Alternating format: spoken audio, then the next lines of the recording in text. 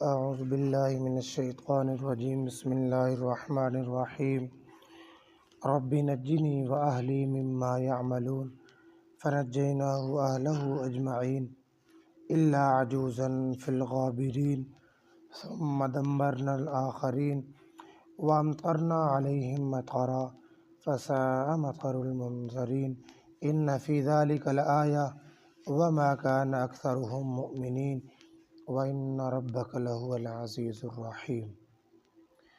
اے میرے رب مجھے نجات دے اور میرے اہل کو نجات دے اس کام سے جو یہ کرتے ہیں۔ پس ہم نے نجات دی اس کو یعنی حضرت لوط علیہ السلام کو وَأَهْلَهُ اور اس کے اہل والوں کو اجمعین سب کو الا عجوزا فی الغابرین مگر بڑھیا جو پیچھے رہ جانے والوں میں سے تھی۔ ثم دمرنا الآخرین پھر ہم نے ہلاک کیا دوسروں کو۔ وامطرنا علیہم مطرا اور ہم نے بارش برسائی ان پر ایک خاص قسم کی بارش۔ فساء مطر المنذرین پس بری تھی بارش ڈرائے ہوئوں کے لیے۔ ان فی ذلک لآیہ بشک اس میں نشانی ہے۔ وما کان اکثرهم مؤمنین اور نہیں ہے اکثر ایمان لانے والے۔ وَإِنَّ رَبَّكَ لَهُوَ الْعَزِيزُ الرَّحِيمُ بے شک آپ کا رب ہی غالب ہے اور مہربان ہے۔ بات چل رہی تھی حضرت لوط علیہ السلام اور ان کی قوم کی۔ حضرت لوط علیہ السلام نے اپنی قوم کو سمجھایا کہ اے میری قوم تم مرد رانی سے بچو اور تمہاری طرف اللہ رب العزت نے تمہارے لیے عورتوں کو پیدا فرمایا تو ان کی طرف تم توجہ دو۔ لیکن انہوں نے بجائے بات ماننے کے آگے سے یہ کہا کہ قالوا لئن لم تنتہی یا لوط لتکونن من المخرجین کہ اے لوط اگر تو باز نہ آیا تو پھر تو نکالے ہوئے میں سے ہو جاؤ گے، یعنی ہم تمہیں شہر سے نکال دیں گے۔ تو حضرت لوط علیہ السلام نے فرمایا کہ میں تمہارے کام سے، میں تمہارے عمل سے، میں تم سے بغض رکھنے والا ہوں، بغض کے ساتھ میں تمہارے عمل کو دیکھنے والا ہوں، چونکہ تمہارا عمل برا ہے، تم برائی والے اعمال کر رہے ہو، اس لیے میں تمہیں اچھا نہیں سمجھ رہا، اچھا نہیں سمجھتا، تمہارے اعمال کو بھی اچھا نہیں سمجھتا۔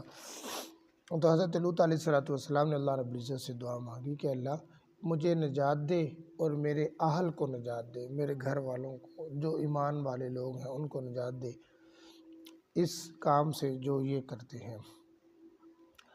اب دیکھو سدوم ایک بہت بڑا شہر تھا، اس پورے شہر کے اندر حضرت لوط علیہ السلام کی 2 بیٹیاں یا پھر ایک قول کے مطابق 3 بیٹیاں، ان 3 بیٹیوں نے حضرت لوط علیہ السلام کا ساتھ دیا اور چند ایک لوگ تھے، بالکل معمولی تھوڑے سے لوگ تھے۔ اور حضرت لوط علیہ السلام کی جو بیوی وائلہ جس کا ذکر ہے اسی آیات کے اندر، بڑھیا جو عورت، وہ بھی اس نے بھی اسلام قبول نہیں کیا تھا، چونکہ آپ کے سامنے کل بات آئی تھی اس وقت غیر مسلم سے نکاح کرنا جائز تھا، تو حضرت لوط علیہ السلام کا نکاح ایک کافرہ عورت سے ہوا تھا۔ سورۃ زاریات کے اندر ہے کہ اللہ رب العزت نے فرمایا کہ فما وجدنا فیہا غیر بیت من المسلمین، پورے شہر کے اندر، پورے سدوم ایک بہت بڑا شہر تھا، اس پورے شہر کے اندر ایک گھر مسلمانوں کا تھا، صرف ایک گھر مسلمانوں کا تھا، اس کے اندر چند ایک کمرے تھے، اس میں ایک کمرے میں حضرت لوط علیہ السلام رہتے تھے اور باقی کمروں میں دوسرے جو چند ایک لوگ تھے۔ تو اللہ رب العزت سے حضرت لوط علیہ السلام نے دعا کی کہ اللہ اب یہ لوگ نہیں مان رہے تو بس ہمیں نجات عطا فرما۔ تو اللہ رب العزت نے فرمایا کہ فنجیناہ پس ہم نے نجات دی حضرت لوط علیہ السلام کو وأہلہ اور حضرت لوط علیہ السلام کے اہل کو، اہل سے مراد ایمان والے، اجمعین سب کو۔ قرآن پاک کے اندر اللہ رب العزت نے فرمایا فَأَسْرِ بِأَهْلِكَ بِقِطْعٍ مِّنَ اللَّيْلِ وَلَا يَلْتَفِتْ مِنْكُمْ أَحَدٌ۔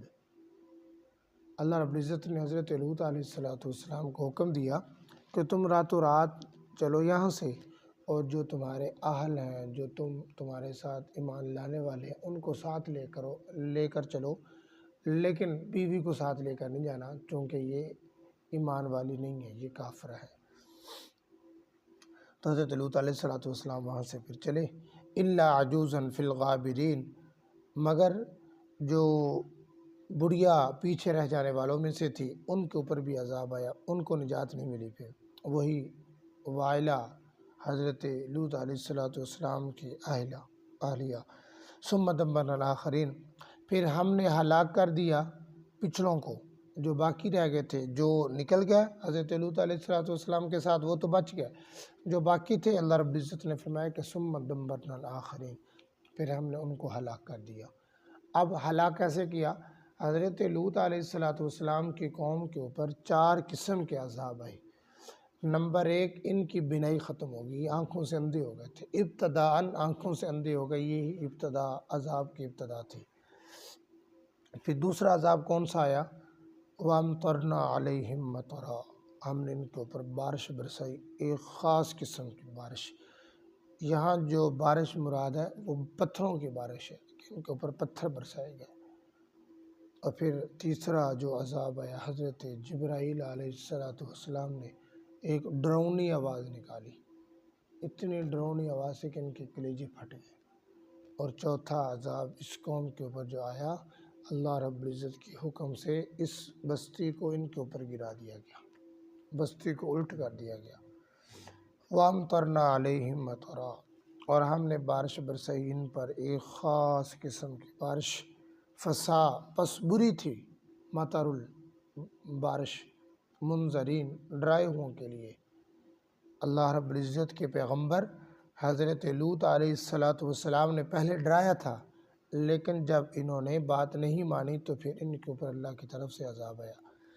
فرمایا کہ ان فی ذلک الآیہ، اس کے اندر عبرت ہے، اس واقعہ کے اندر عبرت ہے، نشانی ہے یہ باقی لوگوں کے لیے، آئندہ والے لوگوں کے لیے، کہ تم اس چیز سے بچو، کوئی بھی برائی ہے، برا عمل ہے، تم اس سے بچو۔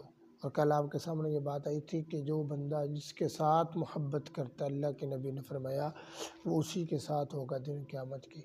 حدیث پاک کے اندر اللہ کے نبی صلی اللہ علیہ وسلم نے فرمایا کہ من تشبہ قوم فہو منہم، جس شخص نے جس قوم کی مشابہت اختیار کی وہ انہی میں سے ہوگا۔ اب دیکھو، ہم چھوٹے چھوٹے معاملات کے اندر، چھوٹے چھوٹے کاموں کے اندر ہم یہودیوں کی مشابہت اختیار کرتے ہیں اور بڑے فخر سے۔ اب چھوٹی سی مثال لے لیں، بالوں کی کٹنگ کرواتے ہیں، تو اللہ کے نبی صلی اللہ علیہ وآلہ وسلم کا سنت طریقہ یہ ہے کہ تم جب بال کٹواؤ تو تم بال برابر کٹواؤ، سنت عمل ہے یہ۔ لیکن ہمارے اوپر سے بڑے، نیچے سے چھوٹے ہوتے ہیں، پیچھے سے چھوٹے ہوتے ہیں، یہ سنت کے خلاف ہے، خلاف سنت ہے۔ ہاں، اگر آپ نے بالکل کٹوانے ہیں تو بالکل آپ سر منڈوا دیں، اگر رکھنے ہیں، تھوڑے رکھنے ہیں تو آپ سنت کے مطابق برابر رکھیں، اگر بڑے رکھنے ہیں تو آپ زلفیں رکھیں۔ تینوں طریقے رسول اللہ صلی اللہ علیہ وسلم سے، لیکن ہمیں پرواہ نہیں ہے۔ ہم شلوار دیکھ لیں، دھوتی دیکھ لیں، ہمارا غیروں کا طریقہ ہمارے اندر ہے، ہماری شلواریں ٹخنوں سے نیچے ہیں۔ تو کوئی بھی عمل دیکھ لیں، اگر ہم خود اپنی ہی زندگی کا جائزہ لیں، محاسبہ کریں، تو ہر بندے کے اندر کتنے ایسے اعمال ہیں جو ہم غیروں کے طریقوں پر چل رہے ہیں اور ہمیں پتہ ہی نہیں ہے۔ نبی رسول اللہ صلی اللہ علیہ وسلم کا ارشاد ہے کہ جو شخص جس قوم کی مشابہت اختیار کرے گا وہ انہی میں سے ہوگا۔ آپ کے سامنے کل یہ بات آئی تھی کہ اللہ کے نبی صلی اللہ علیہ وسلم کے پاس ایک صحابی رسول آئے اور اس نے آ کر پوچھا، یا رسول اللہ قیامت کب آئے گی؟ تو اللہ کے نبی نے پوچھا کہ آپ نے قیامت کے لیے کیا تیاری کر رکھی ہے؟ تو وہ صحابی رسول بڑے وہ پشیمان ہو گئے، شرمندہ ہوئے، سر کو جھکا لیا کہ میری تو تیاری نہیں ہے، یا رسول اللہ بس اتنا ہے کہ میں اللہ رب العزت سے اور رسول اللہ صلی اللہ علیہ وسلم سے محبت کرتا ہوں۔ تو اللہ کے نبی نے فرمایا جو شخص جس سے محبت کرتا ہے دن قیامت کے اسی کے ساتھ ہوگا۔ تو اب دیکھو، جب ہم اچھوں کے ساتھ، رسول اللہ صلی اللہ علیہ وسلم کے طریقوں کے ساتھ، قرآن پاک کے ساتھ، نیک لوگوں کے ساتھ محبت کریں گے تو ہمیں پھل اچھا ملے گا۔ اور جب ہم یہودیوں کے ساتھ، عیسائیوں کے ساتھ، کافروں کے ساتھ، جب ہم ان کے رسم و رواج کو لے کر ان کے ساتھ محبت کا اظہار کریں گے تو پھر نتیجہ بھی برا ہی نکلے گا۔ تو فرمایا کہ ان فی ذلک الآیہ، بے شک اس کے اندر عبرت ہے۔ ایک واقعہ حضرت علی المرتضیٰ رضی اللہ عنہ کے دور کے اندر ہوا تھا نا، کہ فیصلہ وہ مرنے کے بعد کیا گیا، تو حضرت علی المرتضیٰ نے کیا تو فیصلہ اسی نتیجے پر ہوا تھا کہ وہ شخص سے کچھ برا ہوا تو پھر اس کا فیصلہ پھر وہ اس کے غلام نے اپنے مالک کو قتل کیا تو پھر اس کا مقدمہ چلا تو حضرت علی المرتضیٰ نے فرمایا کہ میں اس کا فیصلہ آج نہیں کل کروں گا۔ تو جب کل کیا گیا تو فیصلہ اسے بری قرار دیا گیا غلام کو، تو پوچھا گیا کہ اس کی وجہ کیا؟ تو حضرت علی المرتضیٰ نے قبر کو دیکھا تھا کہ آیا وہ قبر کے اندر موجود ہے مسلمانوں کے قبرستان کے اندر یا نہیں، تو وہ اگر موجود ہوتا تو گویا کہ وہ بے گناہ تھا، اس سے غلطی نہیں ہوئی، اگر موجود نہیں تو اس سے غلطی ہوئی، تو مطلب کہ جو شخص جو عمل کرتا ہے اس کا نتیجہ اسی کے ساتھ ہوتا ہے، اسی قوم کے ساتھ ہوتا ہے جس قوم والا عمل کرتا ہے بندہ۔ تو ہمیں کوشش کرنی چاہیے کہ ہم اپنوں کے اعمال اختیار کریں جو مسلمانوں کے اعمال ہیں۔ کیا یہ چند دن کی زندگی ہے، اس کے اندر اگر ہم نمائشی طور پر اگر ہم کسی کے رسم و رواج کو، کسی کے طریقوں کو اپنا بھی لیں گے تو اس کا ہمیں فائدہ کیا ہوگا؟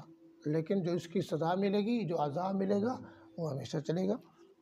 ان فی ذلک الآیہ، فرمایا کہ اس کے اندر عبرت ہے، اس واقعہ کے اندر عبرت ہے، ہمیں عبرت حاصل کرنی چاہیے۔ وما کان اکثرهم مؤمنین، اور نہیں ہے اکثر ان میں ایمان لانے والے۔ وَإِنَّ رَبَّكَ لَهُوَ الْعَزِيزُ الرَّحِيمُ، اور بے شک آپ کا رب ہی ہے غالب، غلبے والا ہے، قوت والا ہے، اور رحیم مہربان ہے۔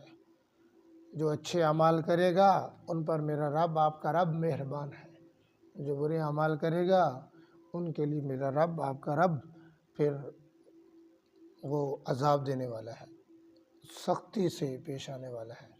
تو ہمیں کوشش کرنی چاہیے اللہ رب العزت کے مہربانی والا جو ہے معاملہ، جو اللہ رب العزت کی صفت رحیم ہے، غفور ہے، ہم